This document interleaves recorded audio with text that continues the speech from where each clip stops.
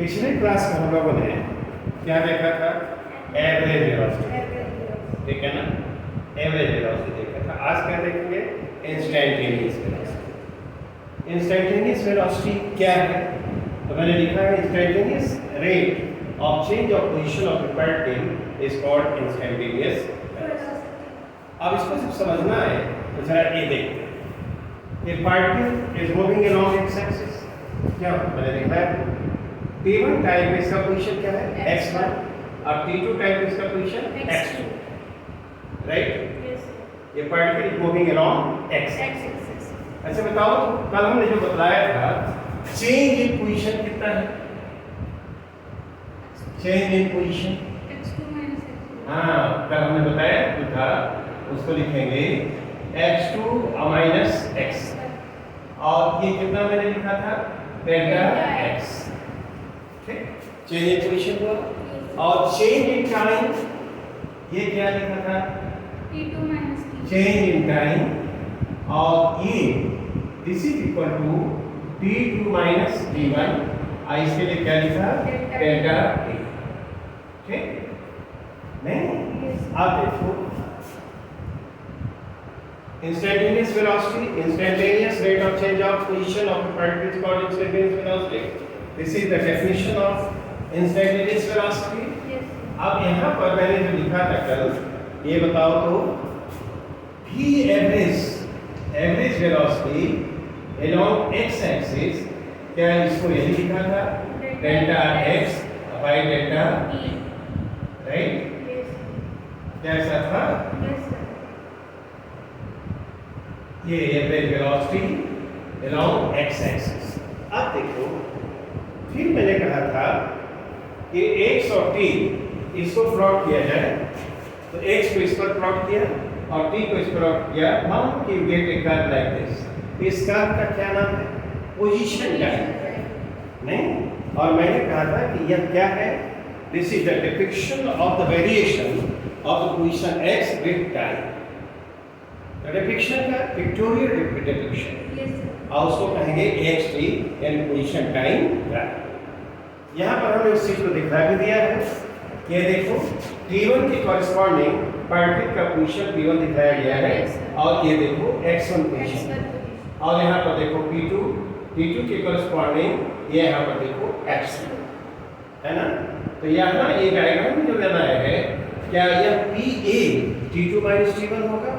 और ये जो होगा वह पॉइंट x2 माइनस x1। और मैंने कहा कि ये राइट एंगल ट्रायंगल है, if this angle is theta, right? yes, तो x2 minus x1 divided by t2 minus t1, जब ये डेल्टा x है और डेल्टा t है, that will give the average velocity of the particle along x axis. ठीक ना? अब ये मैं बता दूं कि ये जो एवरेज वेलोसिटी है पार्टिकल का, ये किसी पॉइंट पर या किसी पर्टिकुलर मोमेंट पर पार्टिकल की वेलोसिटी नहीं है। एवरेज वेलोसिटी का मतलब यह नहीं होता है कि यह पार्टिकल की velocity at a particular moment. ध्यान देना, तब हम क्या करते हैं कि पर्टिकुलर मोमेंट पर यदि वेलोसिटी होगी तो that is called instantaneous velocity, when that is the velocity of the particle at a particular moment at a particular instant। yes, ठीक? अब करें क्या हम कि डेल्टा t को छोटा किया जाए, smaller and smaller and smaller. तो यदि डेल्टा t को हम छोटा करेंगे तो ये जो p2 पॉइंट है, this will come closer and closer to p1। Delta t को छोटा किया जाए तो ये p2 पॉइंट क्या होगा? इस कर्व पर और नजदीक और नजदीक और नजदीक आएगा, yes, नहीं?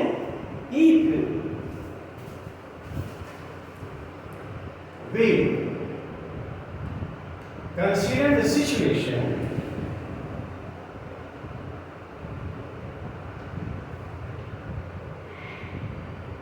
in which delta t goes to 0, नहीं?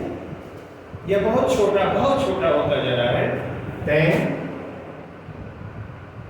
point p2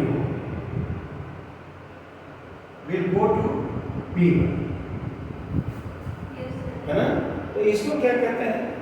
limiting value. This is called limiting value of the average velocity. Yes. नहीं, तब हम लिखेंगे कि वेलोसिटी x से लिख देंगे और यहाँ लिखेंगे limit delta x tends to 0 नहीं Yes. और delta x by delta that's it. ठीक है ना, डेल्टा t को हमने छोटा किया। Yes. तो यदि हम इसको 0 की तरफ ले जाएंगे तो the point P2 will come closer and closer and closer to P, meant that will go to P। Yes. इस स्थिति में हमको क्या लिखना होता है, लिखते हैं dx by, देखा ये जो इंस्टेंटेनियस वेलोसिटी है actually this is the limiting value of the average velocity. क्या ये डेल्टा x टेंडिंग टू 0 कहा तो क्या delta x by delta t का ये लिमिटिंग वैल्यू है? Yes. कैलकुलस के लैंग्वेज में इसको क्या कहते हैं, limiting value of delta x by delta t। Delta x by delta t this gives the average velocity नहीं। Yes. when delta t tends to 0 so this is called the limiting value of the average velocity and this gives the instantaneous velocity Yes. नहीं, it will give the velocity of the particle at time t1। this will give the velocity of the particle at time t1। अब देखो तो ये जो हमने line खींचा है joining the points P1 and P2, तो जब P2 ऐसे आएगा इस स्तर पर और डेल्टा t 0 होगा तो क्या वह इस तरह से हो जाएगा? नहीं, ऐसे आया ऐसे आया ऐसे आया और जब when delta t tends to 0 Yes. तो this line will be tangent at the point P of the curve। Yes. Position type करके पॉइंट P1 पर क्या होगा, ये tangent, ठीक है ना। तो ये dx by dt को क्या कहते हैं, this is the derivative of position x with respect to time t और dx by dt this will give the velocity of the particle at a particular moment। कहाँ, ये t at a point t T. at a time T1. क्या, this is the way. अब average velocity निकालने के लिए हम delta x निकालते थे, डेल्टा t निकालते थे, लेकिन किसी पर्टिकुलर मोमेंट पर यदि पार्टिकल की वेलोसिटी इंस्टेंटेनियस वेलोसिटी निकालनी होगी तब वो लोग क्या करेंगे, क्या x को t के रिस्पेक्ट में डिफरेंशिएट करेंगे। Yes.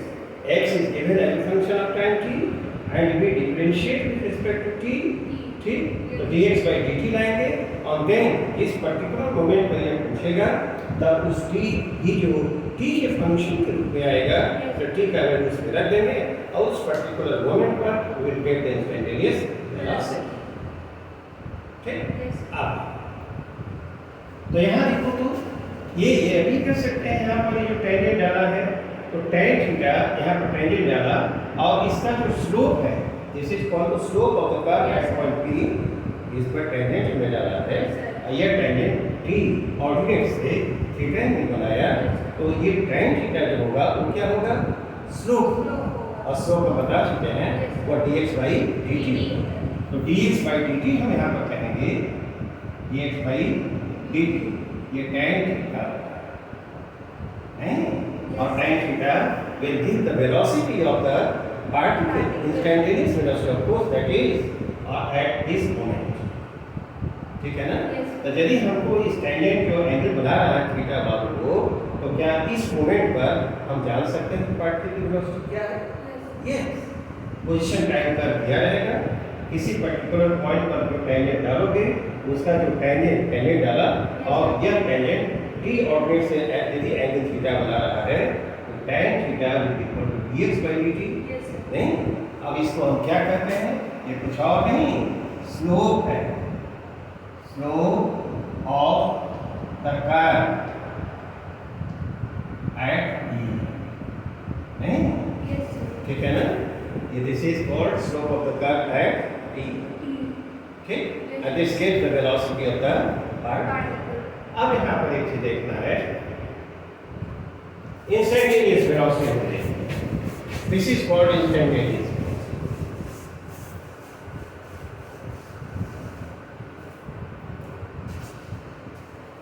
If Vx is positive, बताओ तो, यदि यह पॉजिटिव है तो क्या बताएगा, ये dx is positive, dx by dt positive आया, Yes. तो इसका मतलब the particle is moving in the positive x direction, Yes. है ना? It implies that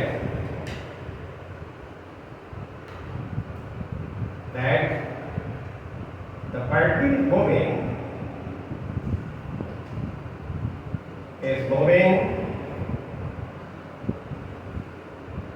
in the positive x direction, right? और इसका मतलब ये हुआ एंड एक बात और है कि t के बढ़ने से x इंक्रीज कर रहा है, Yes. x is increasing, x is increasing, position increase कर रहा है, increasing with time, ठीक है? और if ये vx is नेगेटिव, यदि ये नेगेटिव आया तो इसका मतलब क्या हुआ? The particle is moving in the negative direction. The particle is moving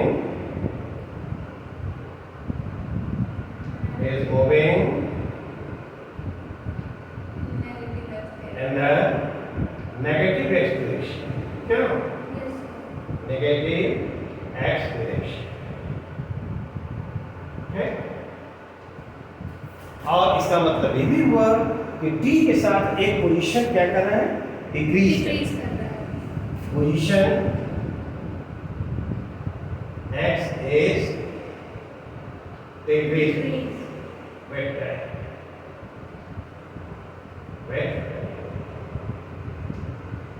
ठीक है?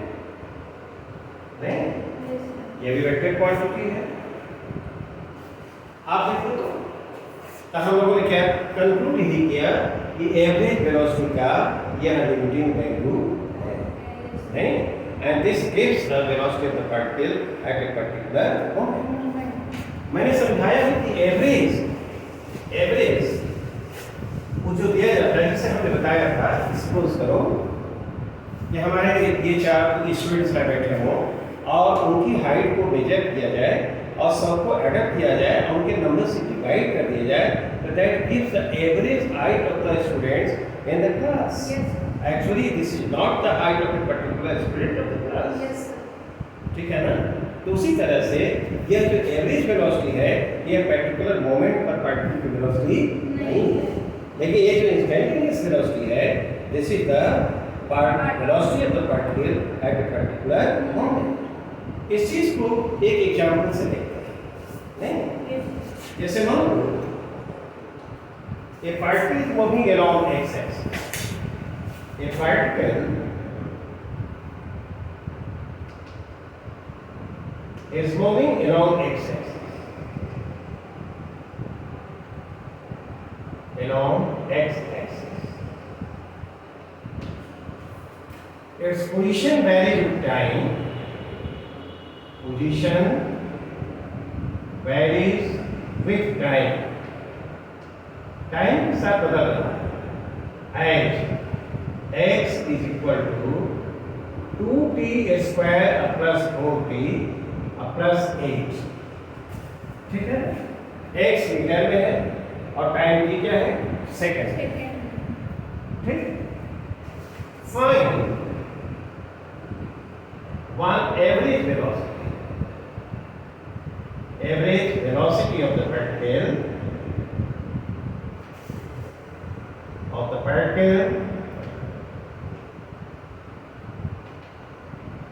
on the time interval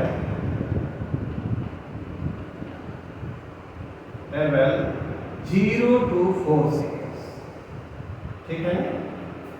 0 to 4 seconds, ठीक? और सेकेंड है वेलोसिटी ऑफ द पार्टिकल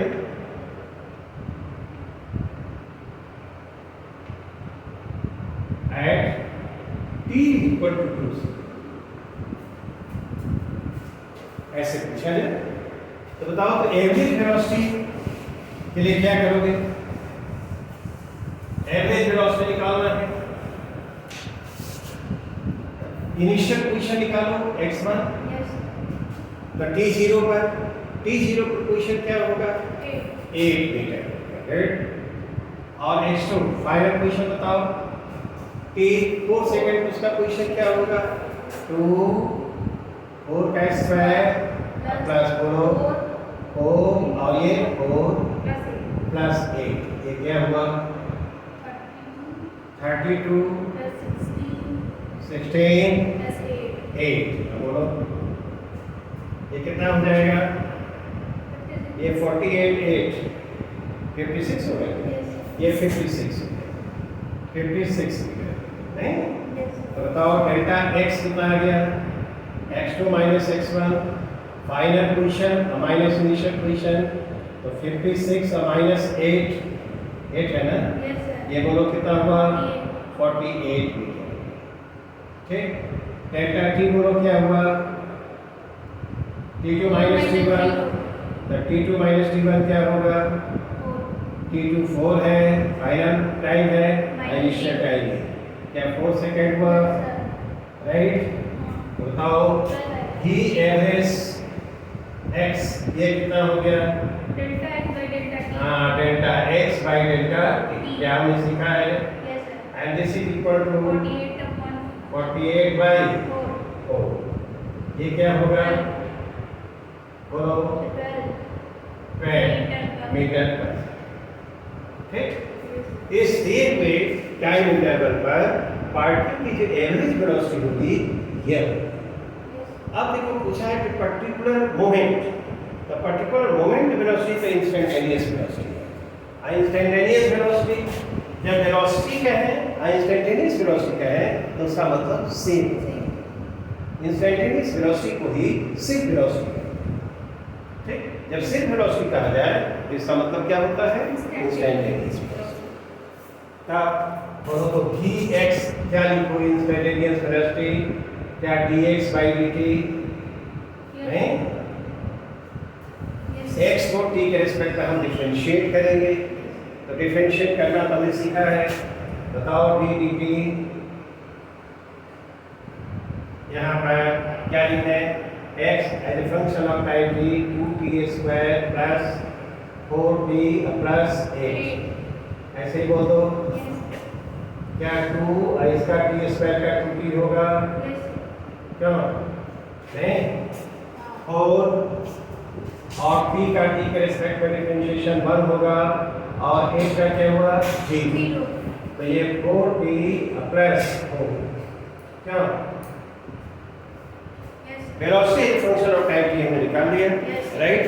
अब पूछता है velocity of the particle at a particular moment, that moment is 2 second, at time t is equal to 2 second, at time t is equal to 2 second, तो क्या रखेंगे t का value इस पे रख दिया जाए, vx will be equal to 4 और 2 रखा, और यहाँ पर क्या 4, कितना आ गया, ये भी 12 मीटर पर सेकंड, नहीं, ये कंफ्यूजन नहीं होना चाहिए, ये कोई एवरेज वेलोसिटी है, सहयोग की बात है कि ये वेलोसिटी वही आ गई, नहीं, तो ये वेलोसिटी है पार्टिकल की का at time t equal to 2 second, तो ये इंस्टेंटेनियस वेलोसिटी है, और गिवन रेंज ऑफ टाइम या टाइम इंटरवल, ये उसका क्या है एवरेज वेलोसिटी, ओके। तो क्या कैलकुलेशन हम कैसे करेंगे एवरेज वेलोसिटी की और इंस्टेंटेनियस वेलोसिटी की, क्या एक क्लियर है, राइट। एक एग्जांपल और लेते हैं,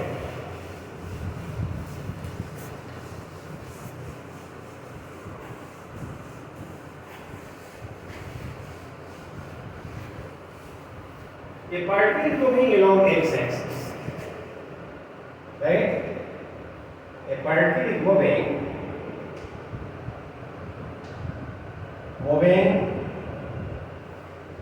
along x axis, okay, its position 19, position A changing with time as x is equal to 8t minus 2t square, okay, ठीक है। Yes, sir. 8t और 2t square। Find the velocity of the particle. Find the position of the particle. Position of the particle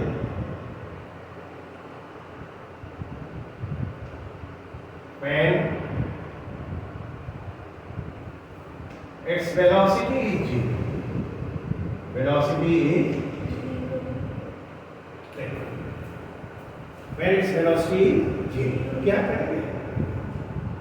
velocity का Yes, v is equal to क्या dx by dt होता है? yes, sir.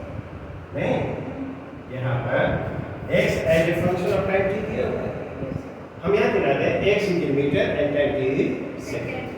x is in meters and time t in seconds. तब तो unit step आएगा ना। Yes, sir. बताओ तो v dx by dt है, राइट? Yes, ये d dt TDP. बोलो 80 minus 50, sir. है, तो x की जगह 8t minus 2t right? Yes, sir. ठीक है, तो इसको डिफरेंशिएट करोगे तो 8 आएगा हाँ. माइनस 2 और t स्क्वायर को डिफरेंशिएट कर लो ये है, Yes, तो sir. क्या 8 माइनस 14 हुआ, 40. Yes, sir. ठीक। Yes, sir. अब निकालना है कि किस समय वेलोसिटी जीरो होगी, हाँ. तो यहाँ पर जीरो रख दिया जाए, Yes, sir. तो t क्या आएगा? 2 सेकंड आएगा ना? Yes, sir. नहीं, जब टाइम t 2 सेकंड है तो वेलोसिटी क्या है? जीरो। Zero. नहीं, टाइम t जब 2 सेकंड है तो पार्टिकल की वेलोसिटी क्या है? जीरो। Zero. तो इस समय उसका पोजीशन क्या होगा? तो position as a function of time t दिया हुआ है। Yes, sir. Position of the particle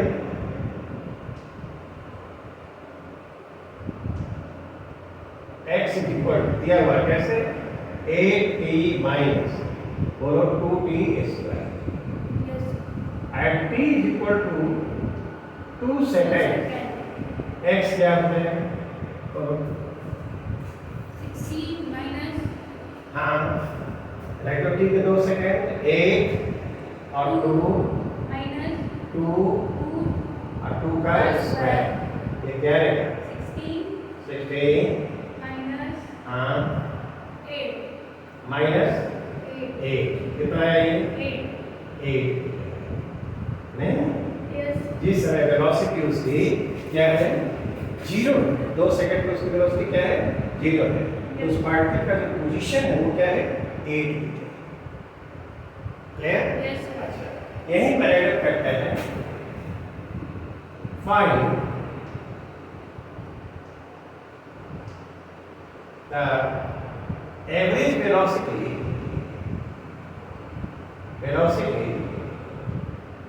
of the particle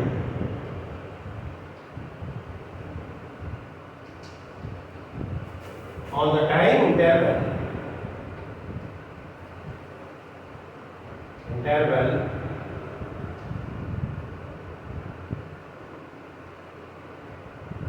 0 to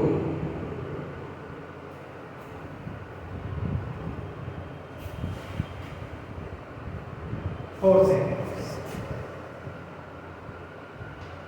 बोलो तो इस इंटरवल पर यदि हम पूछे तो पार्टिकल की एवरेज वेलोसिटी क्या